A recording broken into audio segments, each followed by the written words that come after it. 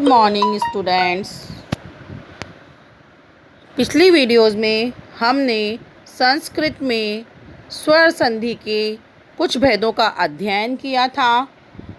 आज हम अपनी पाठ्य पुस्तक में फर्स्ट चैप्टर, जो कि हमारा प्रथम पाठ है, सुभाषितानि, जिसका अर्थ होता है सुंदर वचन, उस पाठ का अध्ययन करेंगे। उसके कुछ श्लोकों का हम अध्ययन करेंगे। सबसे पहली बात आती है सुभाषितानि। सुभाषित शब्द सुभाषित, सु प्लस भाषित, इन दो शब्दों के मेल से संपन्न होता है। सु का अर्थ सुंदर, मधुर, मीठा तथा भाषित का अर्थ वचन है। इस तरह से सुभाषित का अर्थ बेटा सुंदर मधुर वचन होता है। प्रस्तुत पाठ में सूक्ति मंजरी, नीति शतकम, मनुस्मृति, शिशुपाल वधम, पंचतंत्रम से रोचक और विचारप्रक श्लोकों का संग्रहित किया गया है। यानी कि बेटा इसमें जो श्लोक दिए गए हैं इस पाठ के अंदर, वो नीति शतक से दिया गया है, मनुस्मृति से दिया गया है, शिशुपाल वध से दिया गया है, पंचतंत्र से लिए गए हैं। ठीक है, आज हम फर्स्ट श्लोक में आपको पढ़ाने जा रही हूँ। आप लोग सब ध्यान से सुनेंगे और इसको अच्छी तरह से समझने का प्रयास करेंगे। यदि आपको इन श्लोकों में कोई भी समस्या होती है या नहीं समझ में आता है, कोई भी प्रॉब्लम आती है इन श्लोकों से रिलेटेड, तो आप मुझे कमेंट करके, मेरे पर्सनल नंबर पर मैसेज करके मेरे को बता सकते हैं। ठीक है, पहला श्लोक है हमारा, गुणा गुणज्ञेषु गुणाः भवन्ति ते निर्गुणं प्राप्य भवन्ति दोषा सुस्वादुतोया प्रभवन्ति नद्य समुद्रम आसाध्य भवन्ति पेय। बहुत अच्छा श्लोक है बेटा ये। देखो इसमें कितना अच्छी बात बताई है, ये आप लोगों के लिए भी बहुत अच्छी बात है। इसमें क्या कहा गया है कि गुणा यानी सद्गुण, अच्छे गुण। गुणज्ञेषु, गुणज्ञेषु का अर्थ होता है गुणों को जानने वाले व्यक्तियों में। गुणाः भवन्ति, भवन्ति यानी होते हैं। ते निर्गुणम, ते यानी वे सब, निर्गुणम यानी गुणहीन व्यक्ति। प्राप्य यानी प्राप्त होकर, प्राप्त मिलकर। दोषा यानी अवगुण। अस्वाद्यु, तोया यानी स्वादिष्ट जल वाली। नद्य यानी नदियाँ। प्रभवंती यानी बहती है, उत्पन्न होती है या निकलती है। समुद्रम, समुद्रम यानी सागर में, समुद्र में। अपेया, अपेय यानी पीने योग्य नहीं, यानी कि जो कि पीने योग्य नहीं होती है। कितना अच्छा श्लोक है, देखो आप इसको सुनो। गुणा गुणज्ञेषु गुणाः भवन्ति ते निर्गुणं प्राप्य भवन्ति दोषा। ये कवि कहना चाह रहा है कि जो गुणी व्यक्ति होते हैं, जो व्यक्ति गुणी होते हैं, वे व्यक्ति क्या होते हैं?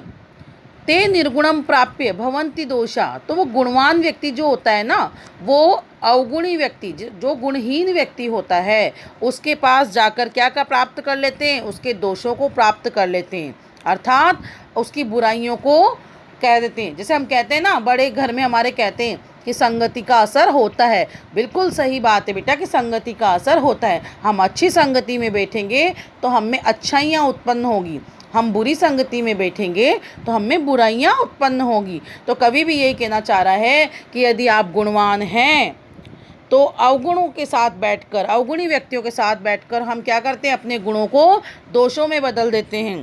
कहने का मतलब है कि गुणी व्यक्ति जो है, वे गुणहीन व्यक्ति के पास पहुंचकर उसके गुण क्या हो जाते हैं? अवगुण में बदल जाते हैं, दोष बन जाते हैं। किस प्रकार से? सुस्वादु तोया प्रभवन्ति नद्याँ। जिस प्रकार नदी जो निकलती है ना, नदियाँ जहाँ से निकलती है, नदी का पानी क्या होता है? मीठा होता है, पीने योग्य होता है, अच्छा होता है, ठंडा होता है। लेकिन वो जब नदियाँ आगे जाकर के कहाँ गिरती है? समुद्र में गिरती है। जब समुद्र में गिरती है तो वो समुद्र में जाकर के, आपको पता है समुद्र का पानी कैसा होता है बेटा? खारा होता है। तो समुद्र में जाकर के वो नदियाँ क्या करती है? मिल जाती हैं। अब ये बताओ कि जब समुद्र में जाके नदी मिल जाती है तो वो क्या होता है, वो पानी पीने योग्य होता है क्या? नहीं होता है। तो कवि ये कहना चाह रहा है कि सद्गुण को जानने वाले या अच्छे गुणों को जानने वाले व्यक्तियों के पास में क्या होते हैं, गुण होते हैं। और वे गुण जो क्या करते हैं, अवगुणी व्यक्तियों के पास जब होते हैं, जब गुण अच्छाइयाँ किसी गलत व्यक्ति के हाथ लगती है या अवगुणी के हाथ लगती है, तो वो क्या करता है, अपने अवगुणों से उसको भी दोषों में बदल देता है, बुराइयों में परिवर्तित कर देता है। किस प्रकार से? जैसे कि नदियाँ जो होती है, जब समुद्र में जाके गिरती है तो उस नदी का पानी पीने योग्य नहीं होता। वो पानी कैसा हो जाता है, खारा हो जाता है। जबकि नदियों का पानी, नदी जब उत्पन्न होती है, जहाँ से नदियाँ निकलती है, तब उस नदी का पानी क्या होता है, मीठा होता है। और आगे जा कर के जब वो समुद्र में मिलती है तो वो खारे जल में मिलने पर पीने योग्य नहीं होता और उसका पानी खारा हो जाता है। क्लियर है आप सभी को ये श्लोक? दूसरा श्लोक में पढ़ रही हूँ। साहित्य संगीत कला विहीन, साक्षात पशु पुच्छ विषानहीन, तृणम न खादन अपि जीवमान, तद्भागधेयम परम पशूनाम। ये श्लोक भी बहुत अच्छा है। ये आप लोगों के हिसाब से, आप लोगों के लिए ही है, क्योंकि आप लोगों को इसीलिए इस श्लोक के माध्यम से हम ये कह सकते हैं कि हमें अध्ययन करना चाहिए। क्यों करना चाहिए? देखो इसमें क्या कहा गया है कि साहित्य संगीत कला विहीन, कि जो साहित्य से और संगीत और कला से रहित है, यानी जिसे इन सब चीज़ों का ज्ञान नहीं है। साक्षात यानी प्रत्यक्ष रूप से क्या है, पुच्छ विषाणहीन, यानी कि पुच्छ विषाणहीन यानी पूंछ और सींग से रहित, यानी कि वो क्या है, मनुष्य होते हुए भी बिना पूंछ वाला, बिना सींग वाला पशु के समान है। कौन? जिस व्यक्ति को विद्या नहीं है, जिस व्यक्ति में विद्या अर्जित नहीं है की है, और जो साहित्य कला और संगीत से रहित है, जिनको इन सब चीज़ों का बेटा ज्ञान नहीं है, वो व्यक्ति साक्षात रूप से क्या है, मनुष्य होते हुए भी पशु के समान है। कैसे? देखो, तृणम न खादन न पी जीवमान, तृणम यानी तिनका, खादन पी नहीं खाता है, जीवमान मतलब पशु यानी जानवर, भागधेयम यानी सौभाग्य, जीवमान जीवित रहता है, न खादनपि नहीं खाता हुआ भी। तो क्या कह रहा है इसमें कवि कि जो साहित्य संगीत और कला से रहित व्यक्ति प्रत्यक्ष रूप से पूंछ और सींग के, बिना सींग वाला पशु के समान बताया गया है। यानी जिस व्यक्ति को साहित्य कला और संगीत से, जो व्यक्ति जिसको ये सब कुछ नहीं आता है, वो व्यक्ति क्या है, साक्षात रूप से पशु के समान है। और कैसा पशु? बिना पूंछ वाला और बिना सींग वाला, क्योंकि जो पशु होता है उसके सींग और पूंछ होते हैं, लेकिन ये तो क्या है, मनुष्य है। और मनुष्य है तो कैसा मनुष्य है?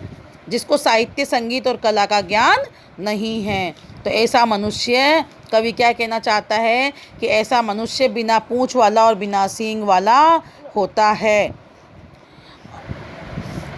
आगे देखो क्या कह रहा है, तृणम न खादन अपि जीवमान, तद्भागधेयम परम पशूनाम।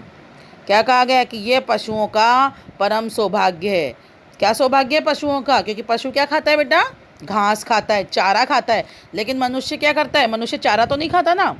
तो कि ये, वो कवि कहना चाह रहा है कि ये सिर्फ पशुओं का परम सौभाग्य है कि वह मनुष्य तिनके नहीं खाता हुआ, घास नहीं खाते हुए भी क्या रहता है, जीवित रहता है। क्योंकि मनुष्य तो क्या खाता है, रोटी खाता है, तो फल फ्रूट खाता है। तो इसमें ये कहा गया है कि वो मनुष्य क्या है, पशु के समान तो है, जिसको साहित्य संगीत और कला का ज्ञान नहीं है, लेकिन वह बिना घास खाए हुए भी जीवित रहता है। वो पशुओं के समान चारा नहीं खाता। ये पशुओं का परम सौभाग्य है। ठीक है, यानी कि कहने का मतलब ये बताया गया है, कवि ने ये कहा है कि जो व्यक्ति साहित्य और संगीत और कला से विहीन है, वह व्यक्ति साक्षात ही सींग और पूंछ नहीं होते हुए भी वास्तविक रूप में क्या है, पशु है। क्योंकि ये पशुओं का परम सौभाग्य बताया गया है कि वो मनुष्य घास को नहीं खाता हुआ भी जीवित है। यदि वह घास खाने लग जाएगा तो बेचारे पशु क्या खाएंगे, यानी घास के अभाव में वो भूखा मर जाता है। ठीक है, ये 2 श्लोक हम आज पढ़ेंगे और तीसरे श्लोक से हम कल की वीडियोज़ में पढ़ेंगे।